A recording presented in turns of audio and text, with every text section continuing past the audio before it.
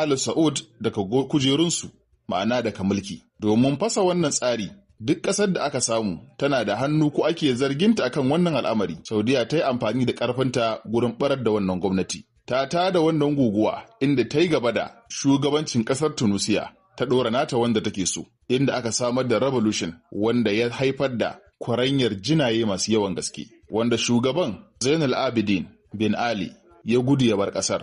Wannan dalilin ne ya sa aka yi gaba da zaɓaɓɓiyar gwamnatin dimokuraɗiyya ta Muhammad Morsi, wanda an samu Qatar ɗin da hannu gurin ɗora manyan kuɗaɗe da kuma tasirin da take da shi domin samun gwamnati a Masar. A dai wannan tsuku ne Gaddafi ya tafi, shi ma saboda yana da hannu a cikin wannan al'amari, kamar yadda majiyarsa ta gaya musu, ta hanyar samar da ƙaƙƙarfan juyin mulki wanda Abdul Fattah al-Sisi ya gudanar, wanda shi ma yaron Saudiya ne. A nan in na ce Saudiya, ina nufin haɗakar ra'ayi ne tsakanin Isra'ila da Amurka da kuma Saudiya. Ita hannu ne kawai da ake amfani da shi domin aiwatarwa, amma su waye masu aiwatarwa na haƙiƙa su ne wa'annan manya-manyan kafiran ƙasashe, wato Amurka da kuma Isra'ila. Sai ƙarƙashin ƙasa akwai makirar tana cin ƙarƙashin ƙasa tana kallon komai, wato Ingila. There has been a consistent pattern of Saudi Arabia and the United Arab Emirates and Egypt of furthering the design of Qatar and Turkey, who supported democratic Islamists and the Salafi extremism group, particularly in the Syrian civil war. Daga wannan lokaci, bayan faɗowar Masar hannun Abdul Fattah al-Sisi, Saudi Arabia da kuma ƙasar Dubai sun ɗauki matsaya ta hanyar ƙalubalantar ƙasashen Qatar da kuma Turkiyya, da kuma sanya hannunsu da kuma ɗaukar nauyi da suke yi na wasu ƙungiyoyin dimokuraɗiyyar Musulunci da kuma ɗaukar nauyin 'yan ta'addan Salafiyya, musamman a cikin yaƙin nan na cikin gida ko in ce yaƙin basasa na Siriya. Ƙasar Saudi Arabia ta sanya Qatar a gaba a lokacin da take buƙatar tattaunawa da kuma samun sulhu tsakaninta da Yamanai. Saudiyar ta tabbatar da cewa lalle akwai alaƙa tsakanin Yaman da Qatar ɗin, kamar yadda suka shaida a wancan yakin da suka yi a baya. A wani lokaci Amurka, Isra'ila da kuma ƙasar Saudiya suna morewa da matsayin Qatar ta hanyar double standard ɗinta, ma'ana fuska biyunta, domin tana zame musu hanyar da suke samun daidaito a lokacin da suke buƙatar daidaito ɗin. A san da suke buƙatar sulhu, to sai su sanya ta zama ya tsakiya, don an san tana da alaƙa mai kyau tsakaninta da waɗanda ake yaƙa ɗin. Saboda haka sun bar Qatar ne a matsayin gurin da idan al'amura sun cije musu za su yi amfani da shi domin samun cimma nasararsu ta gaba. Mun gani a sulhun da aka yi da mutanen Hezbollah, abin bai tafi ba sai da Qatar ta shiga ta tattauna sannan aka samu nasara.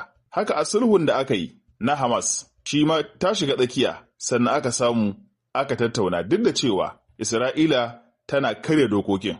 Ita ma a nan Saudiya ta sa Yaman ɗin ta sa Qatar ɗin a gaba don ta shige mata gaba don tattaunawa da Yaman, duk da daga baya sun karya dokokin su ma. Wannan hannun na Qatar yana burge su, shi yasa ba su damu da shi ba. Ita ma tana zuba capacity ɗinta ne kawai, ta yi munafuncinta, tunda sun ga cewa idan sun jawo ta wasu al'amura na saɓo wanda suke ba daidai ba tana ba da gudunmawa. Babu abin da yake da haɗari a wurinsu shine haɗakar Qatar da Iran. Wannan shine suka kasa jurewa, sanda suka tabbatar da cewa lallai akwai alaka tsakanin Iran da Qatar. A nan ne suka haɗa ƙasashe gaba ɗaya wayanda suke da alaka mai ƙarfi, kuma dukkanin ƙasashen akwai teku a bakinsu, wanda ba yadda za a yi jiragen Qatar su gifta ta wannan ɓangare. An takure Qatar, an toshe mata hanci, an toshe mata baki. Tana sayar da mai, tana siyar da gas, amma hanyar da jiragenta za su wuce ko kuma kwastomominta za su wuce da gas ko kuma da mai, to duk gaɓoɓin tekun an toshe. Ƙasar Dubai, ƙasar Bahrain, ƙasar Egypt, ƙasar Maldives, ƙasar Mauritania, ƙasar Senegal, ƙasar Djibouti, ƙasar Comoros, ƙasar Jordan, sai yankin Libya wato Tobruk, duka jiragen Qatar ba za su tsallaka ba, sannan jiragen ruwa na Qatar ba za su gyauta wannan ƙa'idojin ba. Duka wannan saboda alaƙarsu da Iran ne, ba a bukata. ‘Yan uwa, a lokacin da rigimar ke zafinta, ministan kuɗi na ƙasar Qatar, wato Ali Sharif Al-Imadi, ya bayyana cewa ba za su yanke alaƙarsu da Iran ba, kai sun ma dawo da cikakkiyar diplomatic relation da Iran. ya yi wannan furici ranar 24 ga watan Agas shekara ta 2017. Nan take kuwa ƙasar Saudi Arabia ta ba da sanarwa cewa za ta gina cibiyar teku wacce za ta jawo ta daga mahaɗar bodar Qatar da Saudi Arabia, inda ta ce za ta mayar da Qatar kamar ɗan tsibiri. Ma'ana, za ta yanke ta daga yankin ƙasashen Larabawa, za ta koma kamar Cyprus, ɗan ƙanƙanin tsibiri wanda da an samu motsin teku zai iya shafe shi baki ɗaya. ‘Yan uwa, wannan rikici fa bai zama ya zama rebel ba har sai shekarar ta gabata, shekara ta 2014, sannan ne fa al'amuran ya daidaita gaba ɗaya. Afuwan 2024 nan, amma fa Qatar ba ta tsaya ba. Ko kun san cewa akwai zargi mai ƙarfin gaske akan zanga-zangar da ake yi a ƙasashen Europe, da yawa daga cikinsu tushensu yana fitowa ne daga jami'o'i, mafi yawa ɗalibai ne su suka fara initiating suke nuna wa al'umma abin da ke faruwa? Ƙungiyar ISGAF ta ba da rahoto. Wace ce ISGAF? Cibiya ce ta bincike da sa ido akan duniya gaba ɗaya da kuma fito da hanyoyin yaƙar ƙin jinin Yahudawa ta duniya. A turance ana kiranta da suna Institute for the Study of Global Antisemitism and Policy. Jaridar MEM wato Middle East Monitor ta ƙasar Amurka ta wallafa a yau ɗinnan 16 ga watan Satumba shekarar 2025 da misalin karfe 8:42 na safiyar yau, inda ta bayyana cewa Isra'ila ta ayyana cewa Pundit campaign claim Qatar spread antisemitism in U.S. universities. Sun zargi ƙasar Qatar cewa ita ke ɗaukar nauyin ɗalibai da kuma yaɗa musu ƙin jinin Yahudawa a duniya, musamman a cikin jami'o'insu na Amurka. ISGAP ta ƙara da cewa ta samu alaƙa mai ƙarfi tsakanin Qatar da jami'o'in Amurka baki ɗayansu. Dama in ba a manta ba, Netanyahu ya sha faɗa cewa Qatar ce take ɗaukar nauyin dukkanin zanga-zanga Amurka da Europe domin ta ga transaction na kuɗaɗe. Qatar mai halin tsiya da na kirki. A ranar 24 ga watan Januwari, shekarar 2019, jaridar Al Jazeera ta wallafa wani rahoto. Ga abin da rahoton yake cewa, Hamas reject Qatari aid over condition laid down by Israel. The $15 million pound was the third of 6 planned trades to pay salaries for Hamas employees and the support impoverished gatherings. Rahoton cewa yake Hamas ta yi watsi da tallafin da Qatar za ta bata domin Hamas ɗin ta bi sharuɗan da Isra'ila ta gindaya mata. Qatar ɗin ta tura tallafi na dala miliyan 15 wanda za a tura su har sau 6, miliyan 15 har sau 6. An tura na ɗaya, an tura na biyu, to a na ukun ne aka bayyana musu sharaɗin da ake bukata da su sannan a ci gaba da tura musu har ya kai na 6. Wannan kuɗi za su yi amfani da shi domin biyan ma'aikatansu da kuma fitar da mutane daga talauci musamman mutanen Gaza, inda Hamas ɗin ta fitar da sanarwa cewa We refuse to receive the third Qatari grant in response to the Israeli occupation behavior and attempt to evade the agreement. Khalil Al-Hayya, Hamas deputy head in Gaza. Ba za mu karɓi tallafi na uku daga ƙasar Qatar ba, a lokacin da yake bayyana abin takaicinsa da mummunar ɗabi'ar da halaye na mamaya da kuma zaluncin Isra'ila a kansu, yadda yake cewa wannan ya saba wa dukkanin yarjejeniya. In ji mataimakin shugaban na Hamas wato Khalil Al-Hayya. Kun ga anan sanda za a ƙulla yaudara, za a yaudari mutanen Hamas da wa aka yi, an biyo ta hannun Qatar ɗin ne. Wanda bayan wucewar wannan rahoto sun ƙara zargar Qatar da cewa irce ta hurewa mutanen Hamas kunne bayan sun lamushe dala miliyan 30 a banza. Inda wani jami'in hukumar liƙin asirin Saudiya ya ƙara da cewa dama Qatar tana son ta tallafawa Hamas ɗin ne ta rasa hanya, to sai kuka ba ta damar hakan. Gashi ta samu nasarar tura dala miliyan 30 cikin sauƙi, kuma an ƙi karɓar sharaɗa da Isra'ila ta sa a bayar da kuɗin domin su. Ko a nan gurin yana nuna muku aiki kafaɗa da kafaɗa da Saudiya da Isra'ila domin halakar da mutanen Gaza.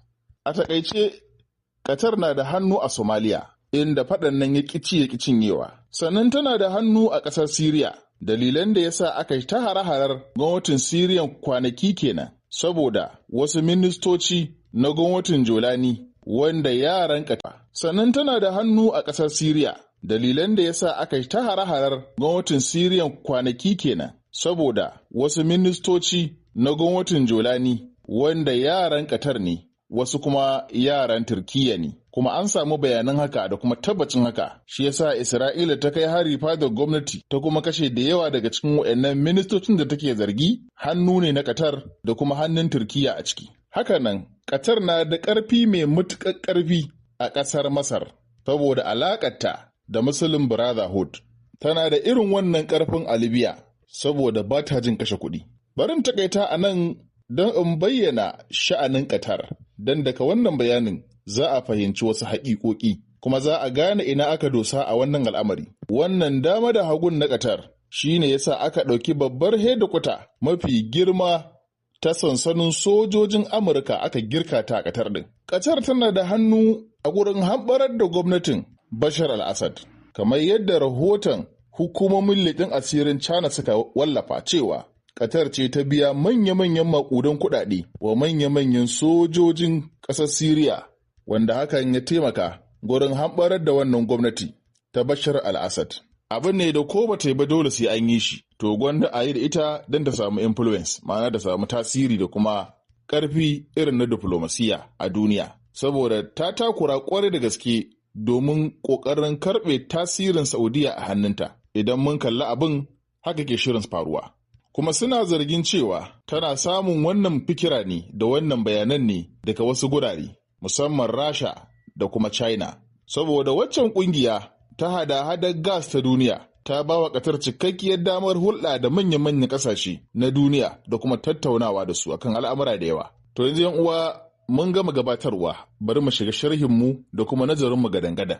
An gudanar da taro na ƙasashen Larabawa, wato Arab League, sannan jiya an gudanar da taro na ƙungiyar OIC, wato Organization of Islamic Countries, ƙungiyar ƙasashen musulmi ta duniya. Me manufar kiran wannan taron? Shin me bambancin wannan taron da ragowar taron shan shayi da aka saba yi?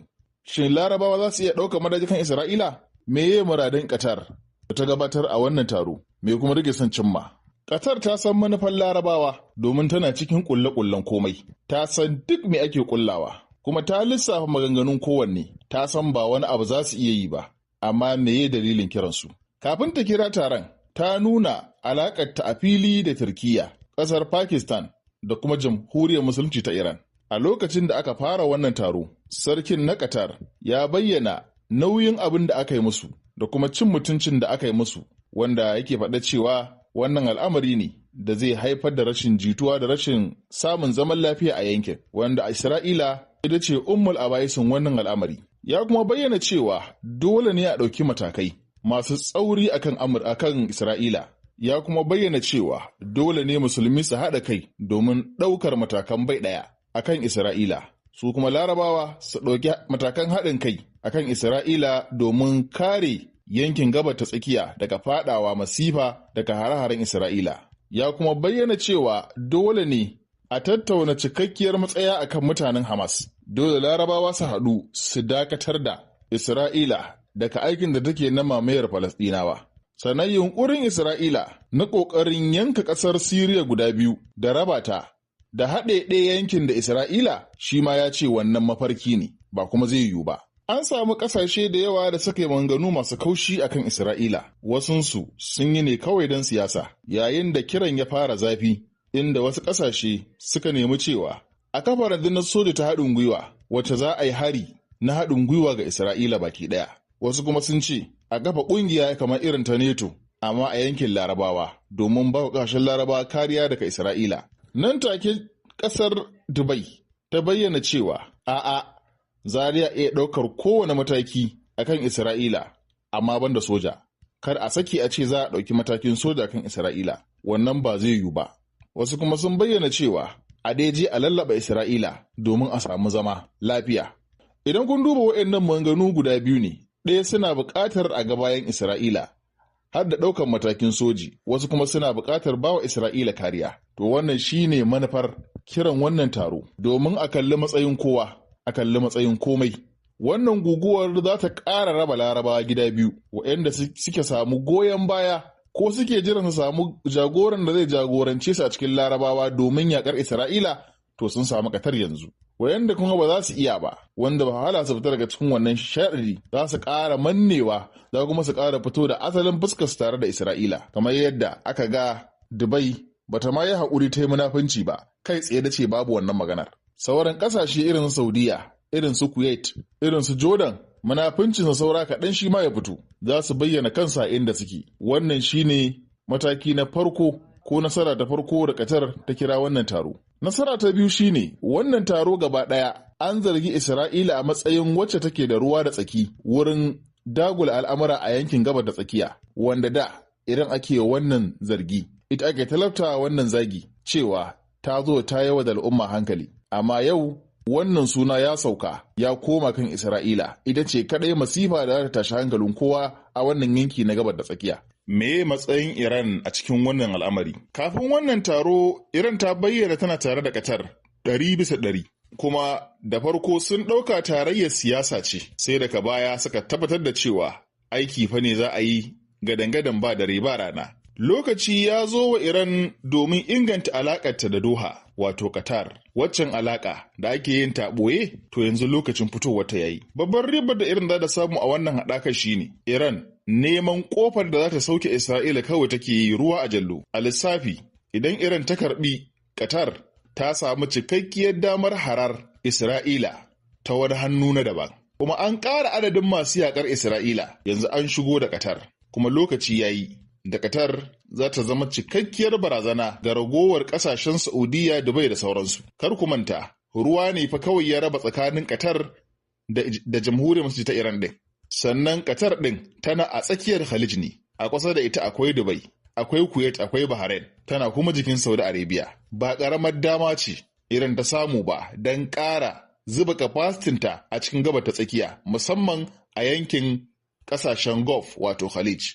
Abu na biyu, wannan hannaye da wato Qatar ke da shi zai taimaka gurin jirkita da kuma lalata al'amura da yawa, musamman a yunkurin da Iran take da shi na ƙoƙarin samar da wani juyin hali a ƙasar Masar, shigowar Qatar hannunta da kuma hannun da Qatar ke da shi na Muslim Brother zai taimaka sosai gurin hura wannan wuta da za ta bayi zuwa ga hambarar da waccan gwamnati. Haka Siriya, Qatar na da hannu mai tsayi a cikin Siriya. Za a iya amfani da wannan hannu nata a haɗa da muƙawamin na Siriya, gefe guda kuma ga 'yan Hezbollah da Kabodar Lebanon, ta arewaci kuma ga mutanen Iraki na za su yi tsallakowa. Za su iya mahaɗa tsakiya domin hamɓarar da gwamnatin Jolani.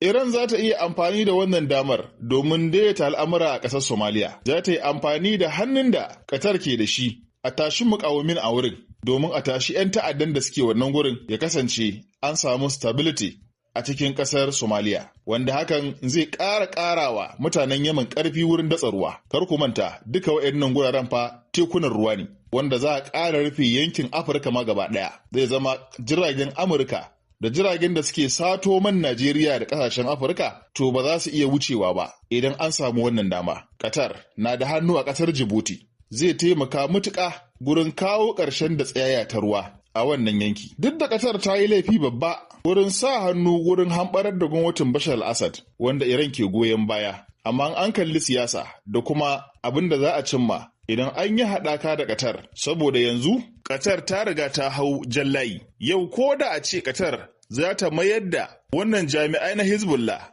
afuwan na Hamas, ta danka su ga Isra'ila, ku sani, wallahi Isra'ila da Amurka ba su taɓa ƙyale Qatar ba. Saboda dama suna zarginta, kuma akwai laifuka barkatai a kanta. Ta nemi su wasu abubuwa ne don ta samu nasarar yin wasu abubuwa. Ba ta da zaɓi da ya wuce a yaƙi a faɗa da ita. Ko a kashe ta, ko ta kashe. Kuma ta zo daidai lokacin da Allah ya taso jamhuriyar musulunci ta Iran, ya kuma taso Rasha, ga kuma China a gefe guda. Za su yi amfani da ita domin cimma muradinsu, yayin da ita kuma za ta amfana da samun ƙarfi da capacity a cikin yankin gabas ta tsakiya, da kuma samun isasshen tsaro, da kuma kubuta daga sharrin Amurka da kuma Isra'ila. Yaya matsayin sansanin sojan Amurka yake? Menene barazanarsa? Sansani mafi girma a yankin gabas ta tsakiya. Idan mun kalli bukatu da Qatar ta gabatar wa Amurka na cewa za ta rama harin da aka yi mata, tana neman sahalewa daga Amurka cewa za ta rama.